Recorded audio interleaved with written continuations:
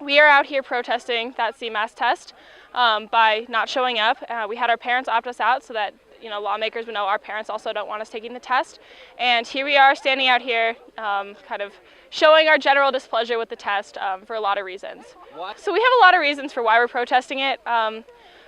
First, the test spent $36 million to measure senior progress. Just on the CMAS test, they paid Pearson, which is a for-profit company, $36 million. We think that's ridiculous.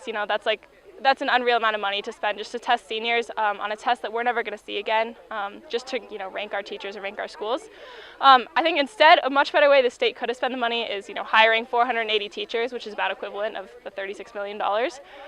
You could also put it into buying new textbooks, buying new research equipment for the science classes, improving school infrastructure. We see that there are a lot better ways to be spending that money. Also, the test would be tied to teachers' job security, and how students perform would be tied to how teachers are rated.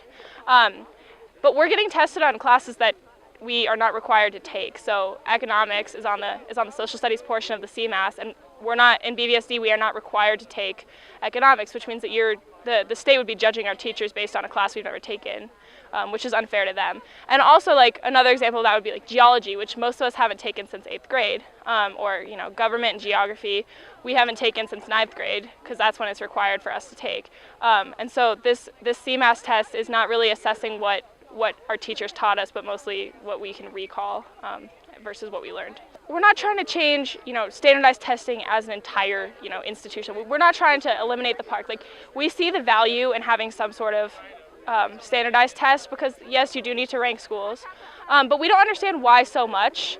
And also, the real issue that we take up with the CMAS is they kind of threw this at us there was no student input on the front end. It was 3 weeks ago they said, here you go, you guys have a test November 13th and 14th, here's the new schedule, you will be in class 35 minutes each day. And our teachers were like, well, we can't do anything with that, we just lost a day.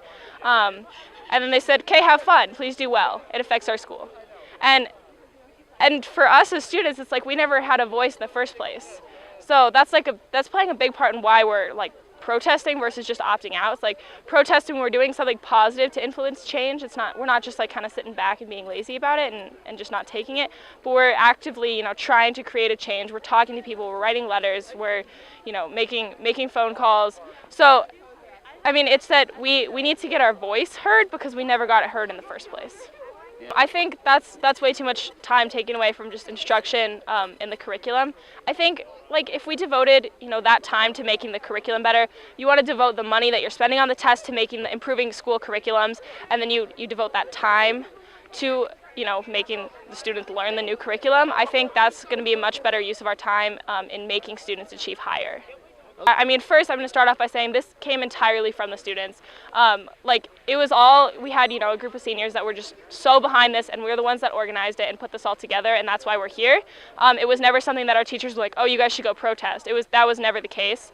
And then the other piece is, okay, so Jeffco looked like that. Why did Jeffco look like that? Well, they kind of went and sat out, which is not a bad thing, not putting down Jeffco here, but I think they did a great job trying to get their voice out. But what we're doing instead is we're doing community service. So over there we have community food share bins where we're donating food to community food share. There's also school supply donations for the Family Learning Center. And why are we doing that? Well, we're doing that because A, we want to help our community, but B, to show the public that we want to help our community. We're not just sitting out not taking the test because we don't want to take a test, but we actually want to influence positive change. The other piece of what we're doing is we've been having a lot of meetings with superintendent, our principal, other people, just to make sure we weren't going to get in trouble. And so that kind of shows how proactive we are in making this change. We've also written an open letter to send to all legislators. We also sent it to the media, I'm sure you've seen it, of what are our grievances with the test. And that was entirely written by us students. That came entirely from us. And I think that shows just how much we want the change versus us getting pushed into the change. I'm just really proud of all the people that are out here protesting, because it is a bit chilly, but looks like we'll probably have a good turnout today, and I think all these people want to hear their voices heard. So I think it's important. We're not trying to make the change immediately. We would love that. That would be a great goal, but really realistically our goal would be to start a conversation rolling, because, you know, before we started talking about protesting, we never really had this like, oh, we should get the student voice out from like legislators and from our school board and stuff. But as soon as we started talking about having a protest, they were like, oh, you guys should come speak at this. You guys should consider writing letters. Let's consider some more diplomatic options. And I think that this has been just like a really powerful way to just get the conversation started. And that's something we're not going to drop. Like, we're going to keep that going as we go forward.